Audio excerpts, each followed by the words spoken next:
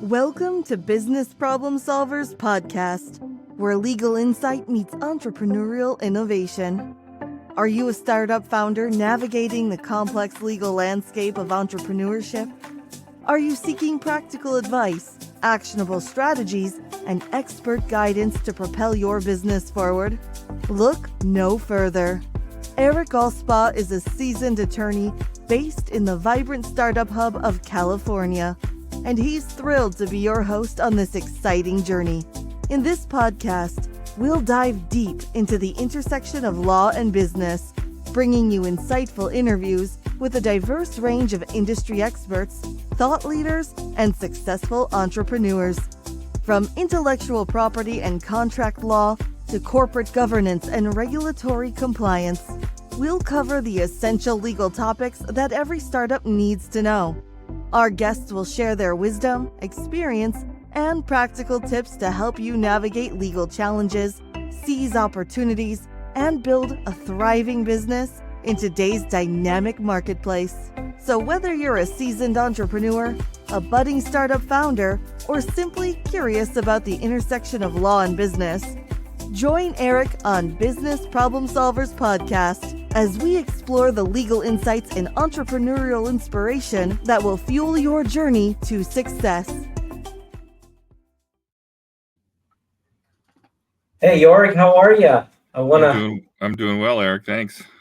Great. I want to welcome you to the Business Problem Solvers Podcast. I'm glad we were able to make time to have this interview. I'm relatively new to the process, and having you as a guest, being a friend and colleague in the medical device industry, is really going to make this process easy for me.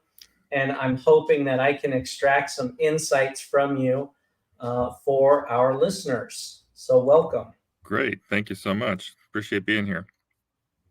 So we didn't have time to go over a list of questions, but what I'd like to get from you is some of your insights on the medical device development process, how entrepreneurs could engage engineering firms, what to expect, some of the processes. I'll remind you, I really love talking about pitfalls and also what happens when to bring in the lawyers, when not to bring in the lawyers, and some funny anecdotes I think are poignant learning lessons. Yes. And then I'd like to just, I have a couple of other issues I know that you're interested in: the community, giving back via UCI, innovation, mentoring, and those types of programs. So then just some more of your personal goals and contributions to the Orange County community. So that's my overview. I just made that up. And I know that I give people's background and their credentials. I know you are a graduate of UCSB. And if you want to give a brief introduction of what some of the, keynote things about your background to help our audience have some context, that would be great. Well, I'm not sure how interested they will be, but I have a boring background. I went to UC Santa Barbara. I didn't really focus a lot on studying. Those days was a pretty fun place to go to school. And I also happened to be there on an athletic scholarship. So my college career was really focused on athletics, and after college, I went to Europe and played there. I played sport of volleyball, but I studied psychology at UC Santa Barbara. So it was somewhat unrelated to product development, but I've always been a techie. I always loved technology, and that's where I gravitated in my career. And I always wanted to work in technology because that's what was interesting to me. And so for the past 25 years plus, I've been doing contract engineering services for startups and established companies in medical device space. So I've seen a lot in that regard. Fantastic. And I know of a couple of current ventures that you have, and I'm interested in hearing about your roles in both TechFlex and Omnica as much as you're able to share. I understand Hmm. it's confidential working with clients and things like that, but I'd like to educate these garage inventors and startup guys. The purpose is to really encourage them to take that next step, reach out, find mentors, and be comfortable reaching out to engineering firms that have experience with the regulatory environment, since you and I both focus on medical device. Yeah. Yeah, I mean, it's really important, I think, to leverage that knowledge base. I find a lot of so there's really two sources really of innovation that comes about. A lot of innovation comes out of obviously universities. You touched on UCI and so forth. And the and again, I might be totally wrong about this, but the one thing that I observe is that academics are very smart and very intelligent, and they think that that they can really learn and do anything, which to a point is true. Um, but one thing you can't get is experience. Experience takes time, and generally, by the time you have enough experience to do to do what you need to do, it's never going to happen. So you really need to leverage the people out there that are doing it every day and have done it for many years, because there are a lot of nuances, especially with new product development. There's a lot of, it can go in a million different ways. And, and so if you don't have someone that has experience, you're going to waste a lot of time and money going down the wrong paths. I completely agree. Having worked with dozens, hundreds of startups in various incubators, and seeing how very young, smart entrepreneurs want to leverage themselves and want to get their hands dirty and do everything, and knowing when it's beyond your scope, or Hmm. understanding that it's really worth paying some money that's an expert, because it will more than pay for itself. More than. Yeah, it's always a tough call for entrepreneurs and startups, because you only have limited funds. And so where to spend that money, I understand. And also when you start seeing the costs, you probably gives you some sticker shock, because you're like, uh, working in free labs at colleges and universities, and students who are, you know, basically working for free. It's a big jump to say I'm going to spend, whatever it is, $200 an hour on an engineering firm or something of that nature. So it's it's kind of shocking, and I understand that. And but there are ways to. Again, it's more about doing the right things than it is about the quantity of the things that you're doing, and when to invest in product development. I think a lot of people get enamored with their own ideas, and they spend too much money and too much time engineering their proof of concept, if you will. Right. Um, to me, investors, once you've established that the thing works, it doesn't have to look pretty. You collect some data, it can be done. You should really stop development, and that's when you should start going to investment, because investors, they're going to believe you. It's not like they don't believe you. You show them the data, especially in the first rounds, they're going to believe you and then get the money, because being undercapitalized is a kiss of death for most endeavors.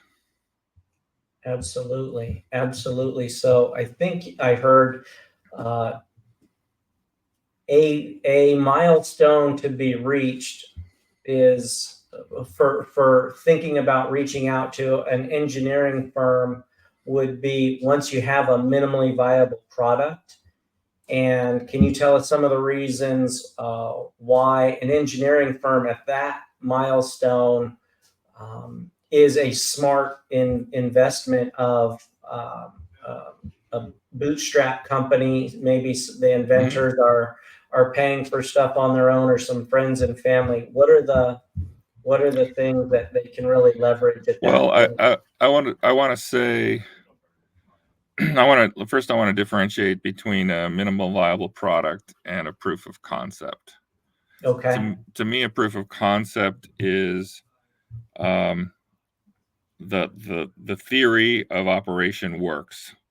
It doesn't look the part. It may be on a lab bench. It may be who knows what, strewn all over the place. But the basic idea, the basic technology works. That's a proof of concept. Whereas an MVP is often more used in software, where they say, let's de-feature this to the minimum amount of features that we can actually launch with and start getting feedback. In device world, it's a little different. You tend to not, you want to do the same thing, but sometimes you have a minimum amount of things that you have to do in order to launch a physical product. So we talk a lot about, I think it's important at the proof of concept point, because that point is, you've already done the work.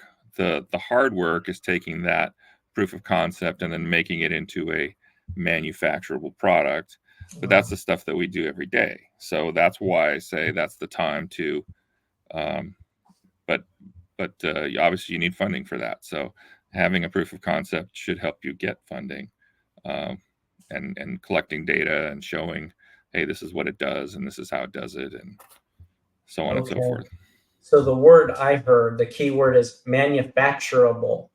Yes. And so that brings to mind scalable. Yes. What other adjectives or bullet points fit into that, so that an entrepreneur could say, aha, I can recognize I'm getting close, or I'm there?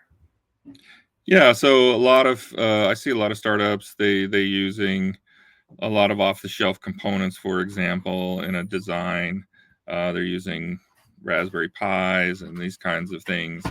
These aren't really production level types of things. They're great for proof of concept, but they are not something that you put into a production ready design, because you pay for things that you don't need, and you sole source yourself if you and later on have issues with your supply chain if you try to use those kinds of products, in those off the shelf products in your device, let's say. So I think manufacturable really has two dimensions. One is most of the stuff you're going to do is custom, typically, because it's going to be lower cost. It's going to be more to develop, but less to produce. And these are all trade-offs that, of course, you have to deal with. The other thing is manufacturable and testable. So you have to design in the ability to test various subsystems prior to final assembly, all these things, and so there's a lot there. Design is done. People think of the design as done when you finish the design. It's maybe half done, because you're going to have another large volume of work to get it into a place where you can make thousands of them, let's say. And that's a whole nother activity that takes lots of experience and an understanding of many, many different manufacturing processes. Sure. From your perspective, have you seen, or can you opine on the length of time somebody should expect to manage some of these projects, and to understand if it's a class 1 device, class 2 device, or perhaps a class 3, not even trying to get into combination devices or software? Or I mean, clearly, it is pretty it's pretty linear in the sense of, class 1 versus 2 versus 3 in terms of the regulatory. In other words, class 3 is going to have a much higher burden of regulatory work on top of the engineering and design work and more testing and more validation, et cetera, than a class 1 device. All of them need a quality system. That's a whole nother area that we can mention, that, companies who develop these products have to have a quality system, eventually have to be certified to manufacture medical devices and things like that. That's a whole nother area of effort that costs money. And again, you need an expert. You can't really do that yourself. You need to have an expert that you hire to do that. So. Okay.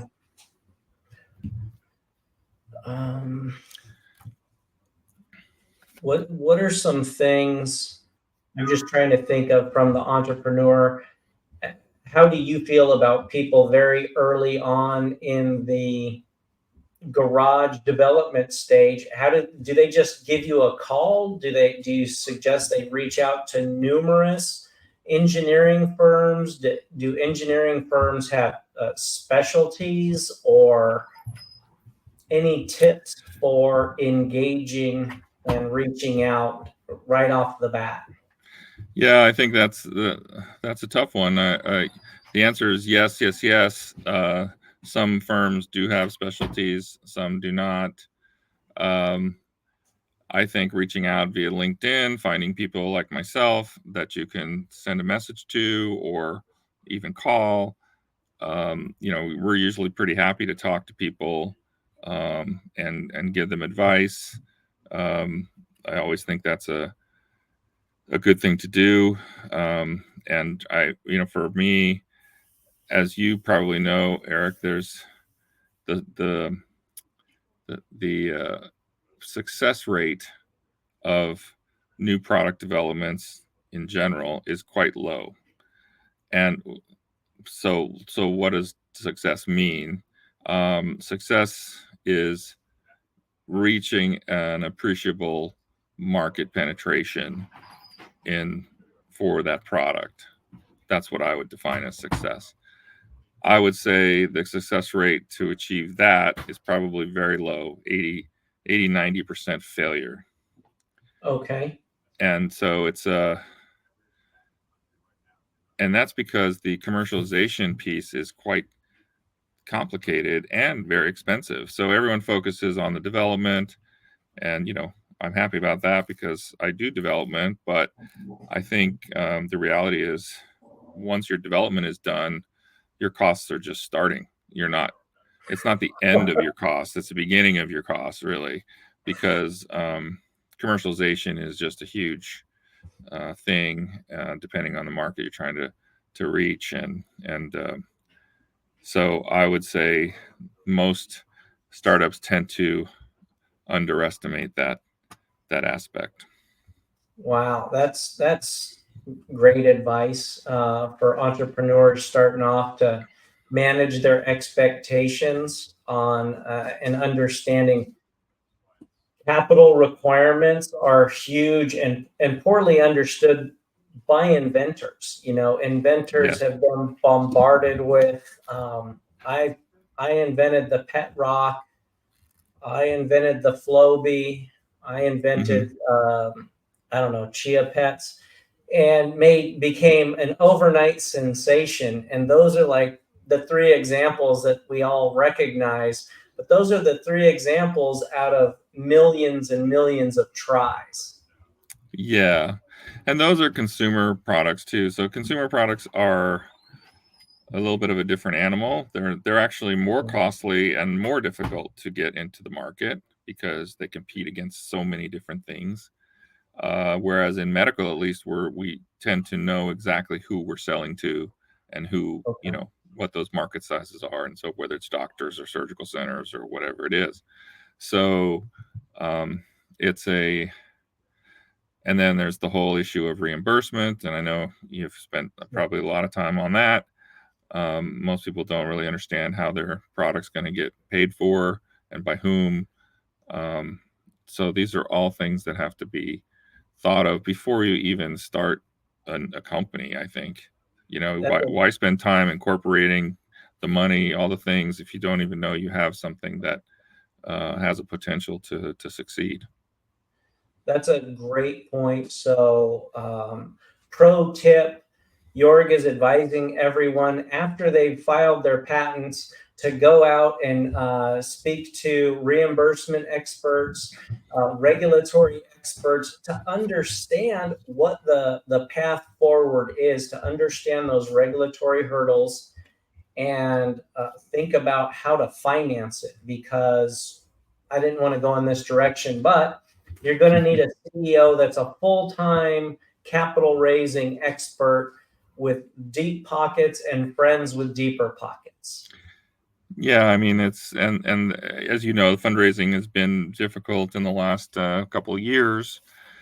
It's been somewhat of a down cycle for the industry, and that will change. It will go back up. I'm not worried about that, but it's, you got to imagine that a lot of these people who have money, whether it's venture capital or some people like to call it vulture capital,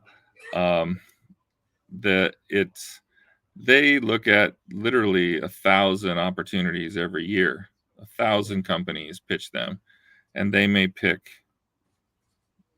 between 1 and 5 of those out of 1,000. Yeah. So it just gives you some idea of scale of why it's so difficult to raise money, because there's a ton of competition for that money. Yeah. And that's why it becomes somewhat nuanced in the sense of investors' confidence in the team, past experience with the team, so it becomes a little bit of a network that you have to navigate, and that takes time. Even if you have the greatest idea, the greatest concept, the greatest plan, and the greatest team, it's still going to could take you years to raise the money that you need.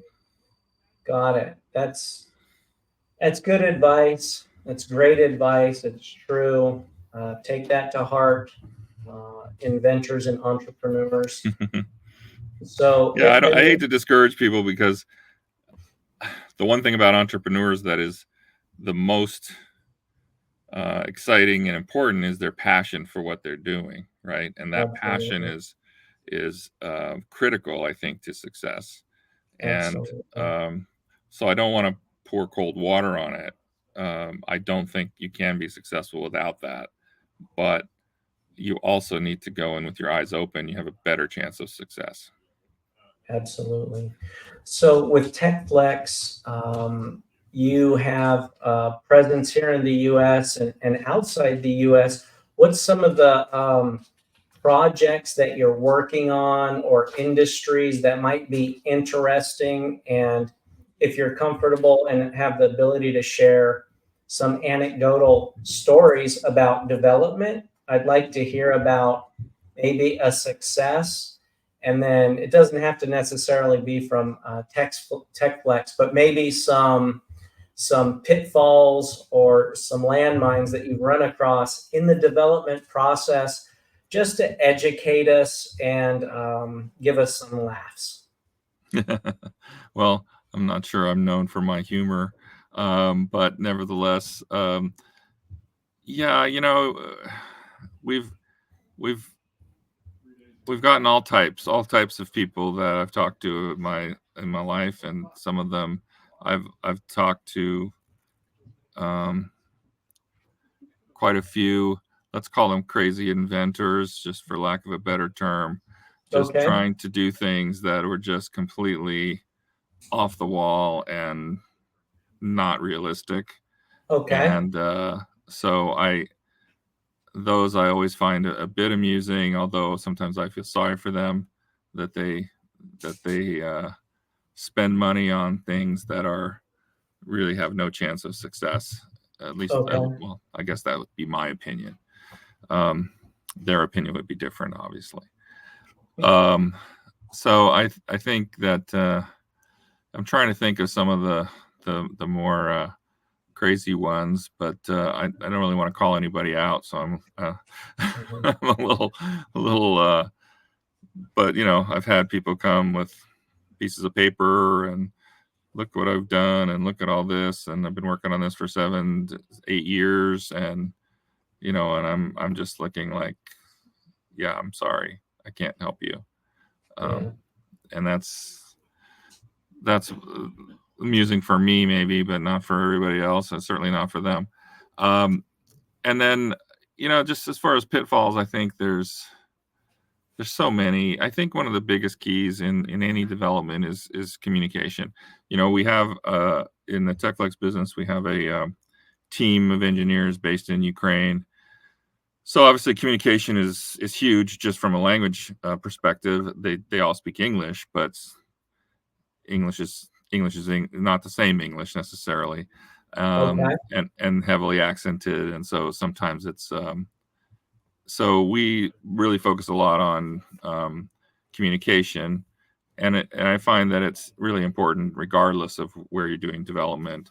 Communication, at least on a weekly basis, if not more.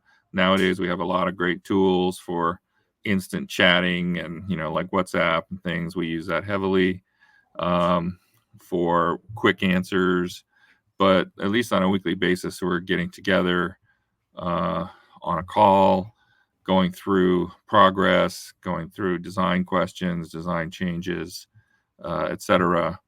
And that I think as a minimum for anybody doing development. Absolutely. So I know that I have been approached with inventors who have created time machines. Oh, there you go. And inventors who have broken the second law of thermodynamics. And the USPTO actually is familiar with these concepts and has an entire department devoted to inventors who debunk the fundamental laws of physics as we understand them. So it's not infrequent that those inventors pop up every now and again. But do you have any interesting projects or anything in the works that you're able to talk about? Well, I can tell you in general what they are. I can't tell you who they're for or what, that kind of thing. But we've been working on a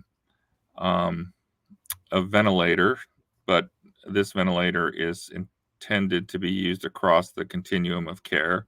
So we're talking about all the way from first responder all the way to ICU. Today, those are all different types of ventilators. And so that's been a very exciting project. It has a different new valve technology and very, very software driven. So it's a very software heavy product and project. So that's been very interesting and very rewarding. We've gotten that all the way through animal studies at this point. And then we've been working on robotic surgery systems. Wow. So this is a system that is the patents is around single trocar tool exchange. So you can use a single trocar and put different tools in and out of the body.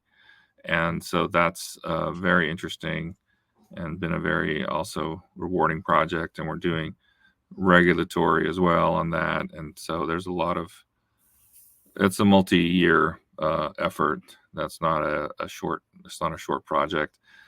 And, usually we all have a variety of projects. And I think for us, one of the important things is to have a mix. We don't want all these big multi-year projects, and we don't want all, 3-month projects. We want a mix of those because that's when we can operate most efficiently.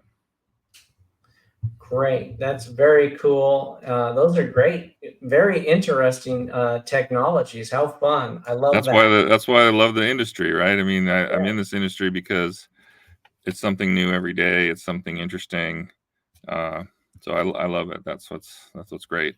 And then, as you know, we've been working on other startups that you've helped me with. Thank you very much in terms of incorporating and doing some of the legal work. So partnership agreements and things like that. So thank you so much for that help that you've given us.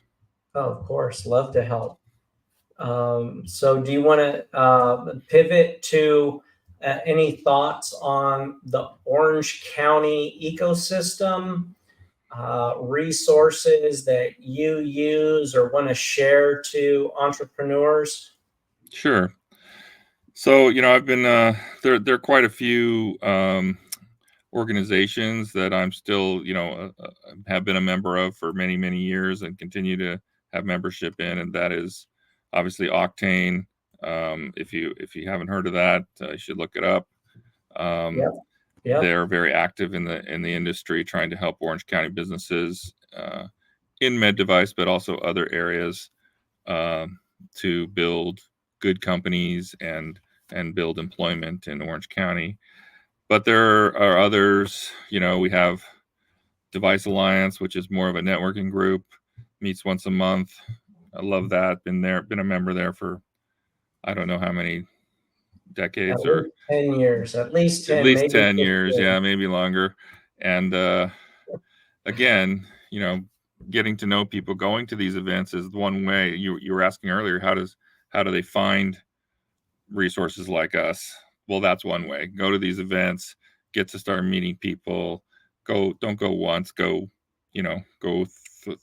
month after month, so you get to meet people, and then in between have coffee with those people, and really do networking is work. You have to want to build relationships with people, and then they can connect you with all kinds of resources that you never knew existed. So and then there's also the entrepreneurial network. I think there's I forgot what it's called now. I can't remember, but there are a number of startup networks, Okay. and I think I would encourage membership and attendance at these kinds of events for anyone. Absolutely. I completely agree. And just to echo what you said is consistency. If you have to attend these events month after month to really get a sense of what resources are available, because you can only meet and talk to so many people in an hour. And Yeah, and it's one of those things where, like, the first time you go, you don't know anybody, you've never seen any of these people before. It's very kind of intimidating. But if you go every month, then pretty soon you're the one who's knows everybody, and and that takes some time. So you need to do that, and then you can start having those good conversations and connect with the people that can help you with your objectives.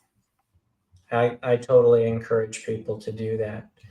And so, in terms of community giving back, do you want to share a little bit about some of the things you've done for the Orange County community generally, or the medical device community first, and then Orange County maybe more broadly?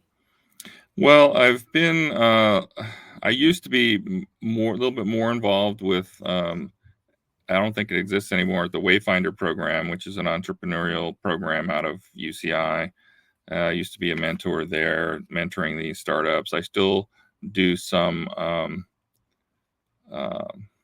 judging, let's say, for startup pitch competitions, both for Launchpad, which is an Octane program, and for other programs. And so I really enjoy doing that. And then, yeah, it's part of giving back is I don't know. I like to see projects get done. I like to see projects get made, because the success rate is so low. It's very rewarding when I see things get done. And so I really have a vested interest, not a financial interest, just a general interest in seeing that people are successful, because it's so hard, and I want to see more successes.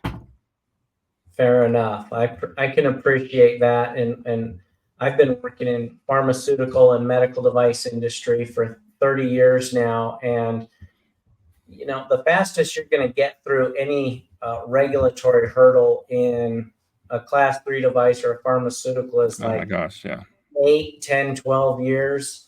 And then I have one story of one client in the history of Orange County in the last 20 years of them creating a class 2 device, filing patents, getting manufacturing done, getting terminal sterilization completed in the US and distributed in the US in exactly 11 and a half months. I mean, Wow. soup to nuts.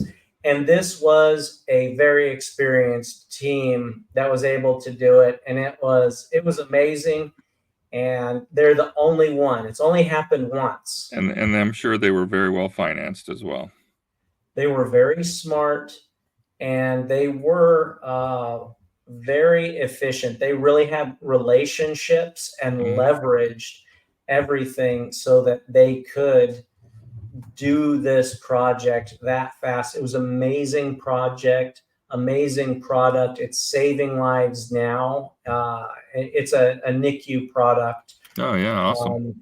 And they're in. It's great to see. But again, I think you mentioned this earlier. Is like people got to understand. If you're going to bring a medical device, and when I talk about a device, I'm not talking about a consumable, but even that can take a long time. Let's talk about something that has a little electronics in it, might have some parts, whatever. It's easily a 5-year process. It's not like you're just going to do this and build it in your garage and then boom, you're going to sell millions of them. It doesn't work that way anymore. So that's 5 years. More complicated things, as you alluded to, 10 years to on the drug side and other things. So it's difficult, and the development is actually I say it's the easy part because that's what we do, but the development isn't really the hard part. The hard part is the go-to-market strategy, the market acceptance. That's going to cost you way more money and has a lot of risk to it. So it's not for the faint of heart, is what I always say. Absolutely. So I appreciate your insight. Can we talk a little bit about lawyers? That doesn't have to be me, should not be about me. Some value add and some pitfalls that you might have seen, whether it's for your companies or companies that you've been advising on. Yeah, there's all kinds of things that you may or may not need attorneys for. One, of course, is incorporation and getting the right corporate structure, depending on what strategy that you're looking at for the company. All the IP, of course, is really necessary to have attorneys help you with drafting that and getting that applied for, etc. And then fundraising, right? You need attorneys to help you draft, your asks and your all these rounds of financing, et cetera. So there's really very few places where you don't need attorneys, I guess. The question is when and how. But not all attorneys have experience in the startup world, right? So that's the other thing. So we really want somebody that understands what startups are going through, and then can figure out when to help on what at the appropriate times. Because you can't do everything at once. Most people can't. Yeah, of course. So have you ever been approached by a inventor or small team and started the process and then asked, so who am I talking to, or who's the decision maker, and they themselves don't even know or haven't put pen to paper and decided who's the CEO and who's the CTO? Not so much in that way. I think there is a truth in that startups that we're working with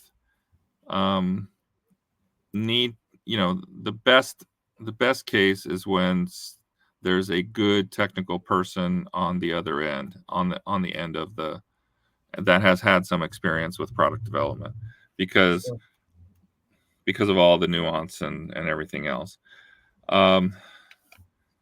So it's the good news and the bad news about startups is that decision making is usually very streamlined, but it may not be good, and so it's not. It's a two-edged sword. The bigger companies or people that have done it for multiple times, decision making is much better, but sometimes with bigger companies it's not fast. So, and that's not good for us either. So it's always hard to balance and nothing's ever ideal, right? Nothing's ever Of course. ideal. Have you ever had attorneys step in and put the kibosh on something, or done something outrageous or clearly erroneous, or no, haven't had that experience? I wouldn't say that we've had anything of that nature. I think that, well, you could do a whole nother show about the PTAB and inventors and all that stuff that is going on. I have been staying abreast of that, and I am finding a lot of issues with the value even of IP after the past legislation where the PTAB was created and invalidating a lot of patents based on I don't know what, and that puts a question in my mind what the value of the IP is. It's not as high as it used to be, at least until maybe they change the legislation again. Okay. Yeah, I mean, that maybe the IP won't be as important if you have regulatory hurdles that require millions, tens of millions, or hundreds of millions of dollars.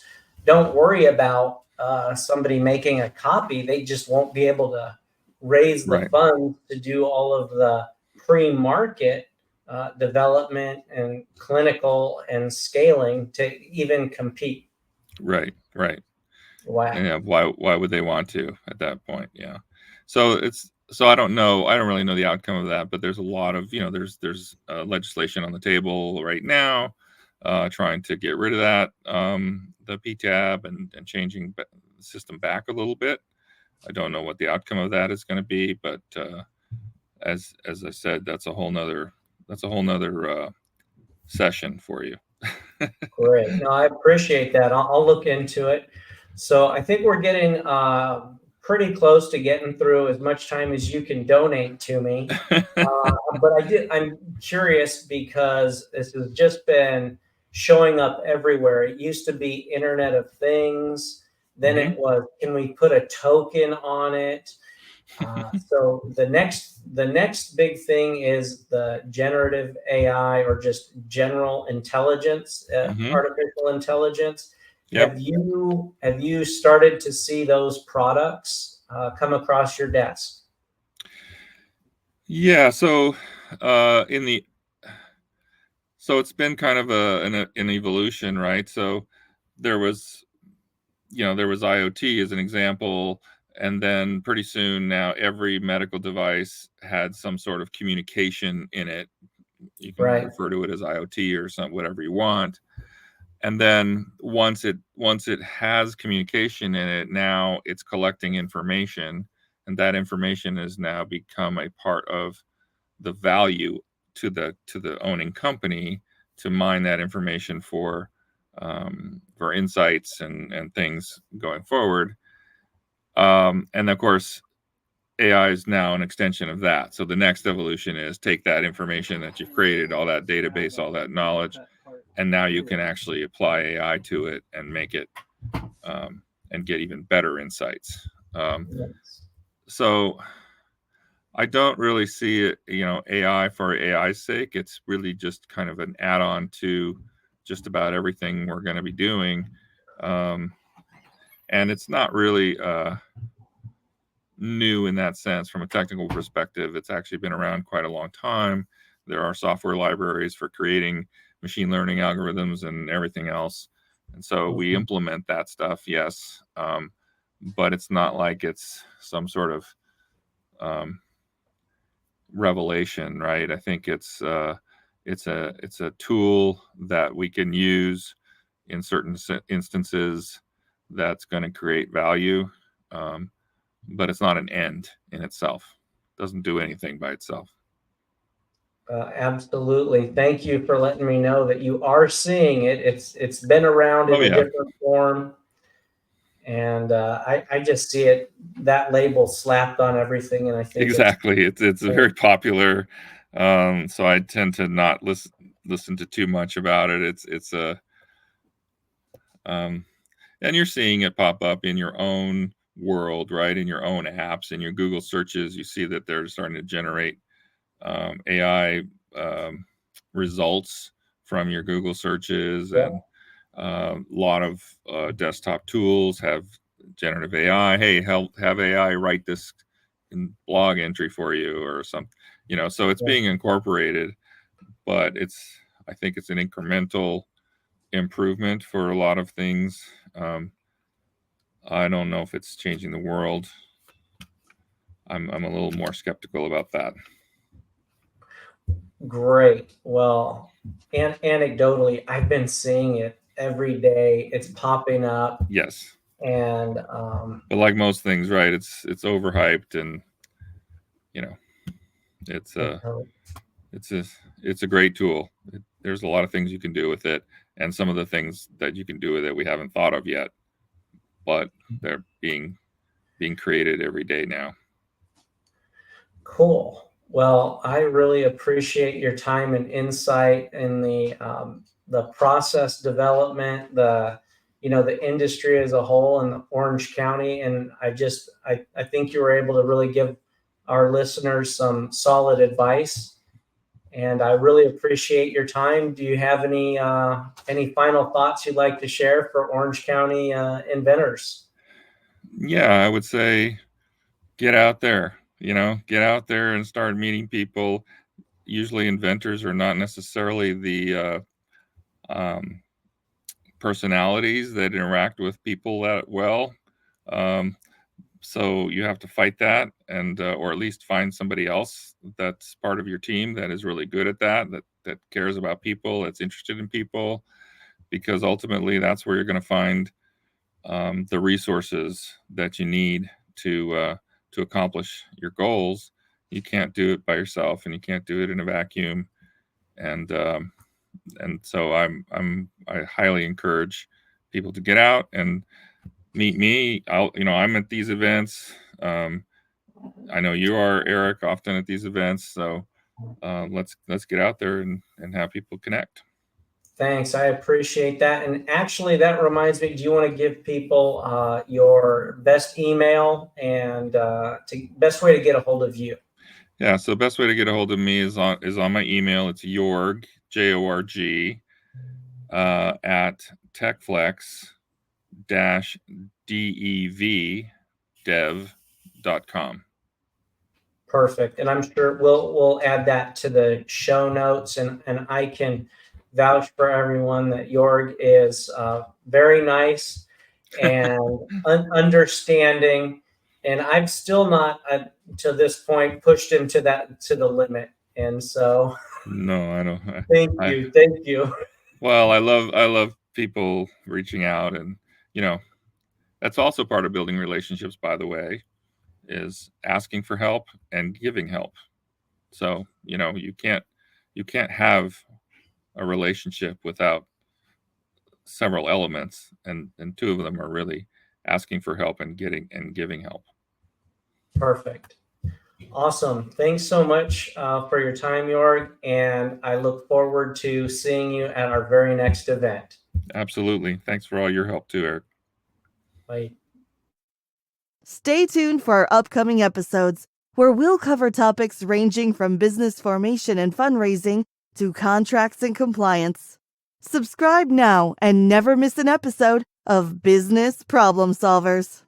Business Problem Solvers podcast is proudly brought to you by Eric B. Alspaugh, APC, providing comprehensive legal solutions for startups and entrepreneurs. Visit our website at www.alspaughLaw.com to learn more. Disclaimer: the information provided in this podcast is for educational and informational purposes only and should not be construed as legal advice. Consult with a qualified attorney or legal advisor to address your specific legal needs.